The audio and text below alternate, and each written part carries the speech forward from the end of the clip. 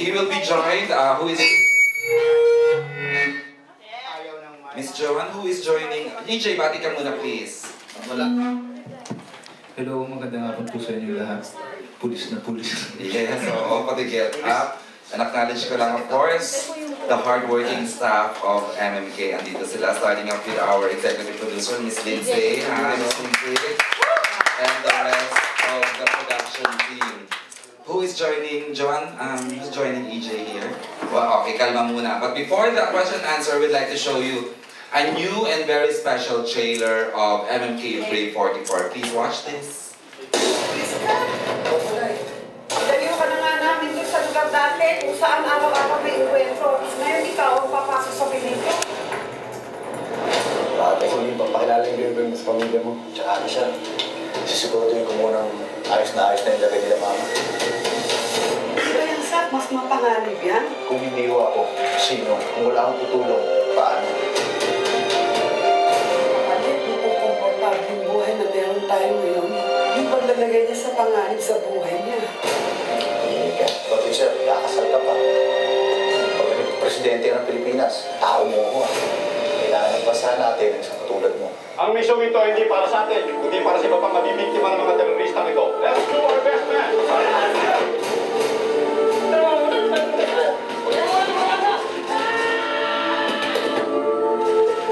MMK, Sabado alas 7:15 ng gabi. Wow, iba din, ano? Talaga nakafocus na kay Senior Inspector Renita Tyrus. Okay!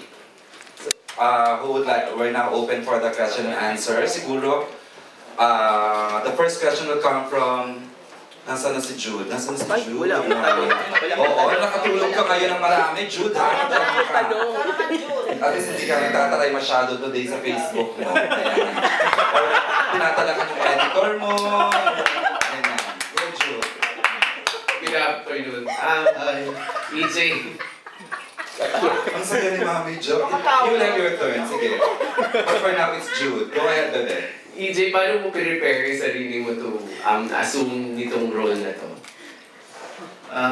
Yun po, papasalamat ako sa MMK kasi pinagawa sa amin yung pumunta kami dun talaga sa SAP sa Santa Rosa, Laguna.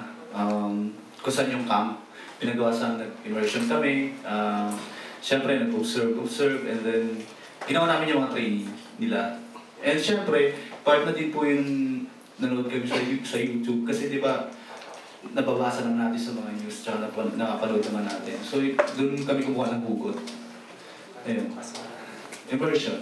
Pero during the taping or the shooting ng episode na to, anong pinakamahirap na part na ginawa mo? Oo nga, be. Parang lahat mahirap. Pero Walang madali.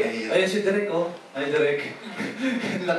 Kasi lahat pinapagawa niya sa akin eh. Hindi ko alam, pinapagawa niya lahat sa akin. Hindi siya takot na ipagawa sa akin lahat. Siguro pinakamahirap, ano ba? Wala na akong maalala ng madali eh. Physical, siguro po yung... Actually, lahat talaga eh. Lahat yung sa assault, hirap na hirap kaming gawin. Kasi ubos na yung oras namin, kailangan namin gawin ng tama. Tapos minahabol kaming oras. Plus, sa bigat ng mga bitbit namin, yung mga baril na dala-dala namin, lahat sobrang hirap. Nagkasakit na nga ako eh. Yun. Lahat po na eksena namin, mahirap talaga. Mas hindi ko malala yung madali. Ay, tito. Okay, thank you, Jude. But before that, siya yung director na pag-directin nyo na siya ng 5-part MMK, wag nyo lang siyang paupuin dito. Let me acknowledge our director, Direk Gary! Fernando, ikaw na, Direk! Sobra! Ang ganda ng mounting siya. Congratulations, Direk Gary. And joining us sa presidential director ng Yolanda. Starting off with Aidina, our production manager. Acknowledge ko na Miss Roda de la Serna. And the head of our creative, Miss Mel Mendoza del Rosario. And hindi mo tayo nag-express ko na para sa Hopeless. Okay. Ay, excuse Ay, me. Hindi ako nasabihan ako the same morning. Okay. Yung L of promo. L ng promo of Star Cinema. Ayun na, nagsimula na. Sabi ko, hindi ako fireman. Correct. Standby, naghihintay ng sunog. Di ba, Tita Oh. Pilota? Ayun. And more questions, Mami Jo. It's your turn I to love ask that questions. statement. Ayan, go ahead, Mami Jo.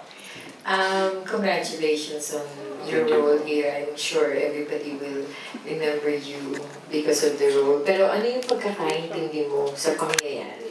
Kasi kwento ko lang to, EJ had the past two presents with Solo with Coco and Solo with Angel. Very emotional din ang mga sagot ng nila, no? Naging emotional sila.